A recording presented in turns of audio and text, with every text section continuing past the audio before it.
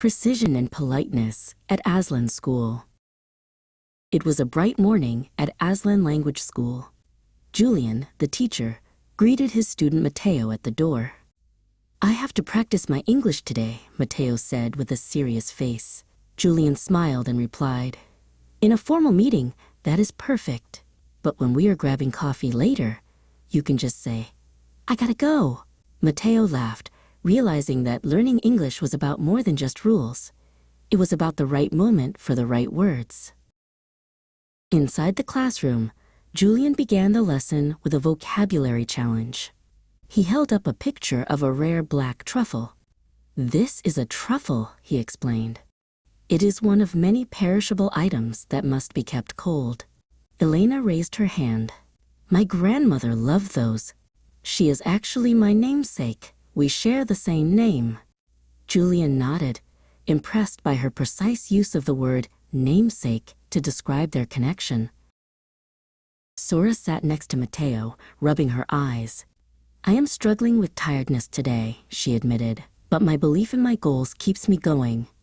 Matteo encouraged her, saying, "You do work hard, Sora. In fact, our friend Lucia told me she does call her parents every day just to practice what she learned." By using do and does for emphasis, Matteo made his support feel much stronger. Next, it was time for a role play. Elena pretended to be a guest in a luxury hotel, and Julian played the receptionist. Elena practiced being polite but firm. "Excuse me," she began. "It appears that my slippers are missing from my room. It seems that the housekeeping staff forgot them." Julian bowed slightly, showing that using appear and seem made the complaint sound much more professional and less aggressive. Julian then wrote a complex sentence on the board. "In formal English, we use the subjunctive mood for importance," he said. He looked at Sora. "For example, it is vital that every student be here on time." Or if a boss is very strict, he might say, "I demand that she do the report immediately." Sora took careful notes, fascinated by how the verb be didn't change to is. During the break, Matteo and Elena chatted about their dreams. "If I won the lottery," Matteo mused, "I would buy a giant library." Elena's eyes widened. "If I were a millionaire, I would travel to every country in the world." They enjoyed using the second conditional to talk about their imaginary futures, feeling more confident with every hypothetical sentence. Julian joined them, wanting to check their understanding of social cues. "I'm a very patient teacher, aren't I?" he joked. Matteo grinned. "You are?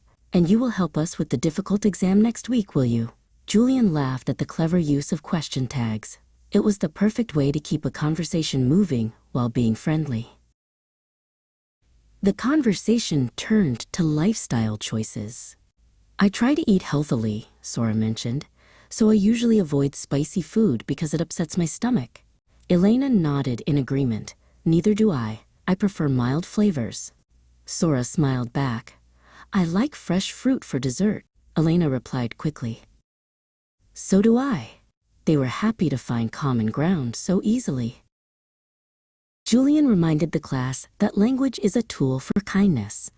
When speaking to the elderly, Julian advised, "It is important to be extra clear. Sometimes, a lack of knowledge about a culture can lead to accidents, but being polite always helps." Sora nodded, realizing that her English studies were helping her become a better neighbor as well as a better student.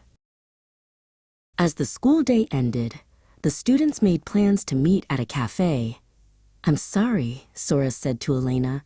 "I have so much homework that I can't make it today." Elena understood perfectly. "Don't worry. We will study together tomorrow."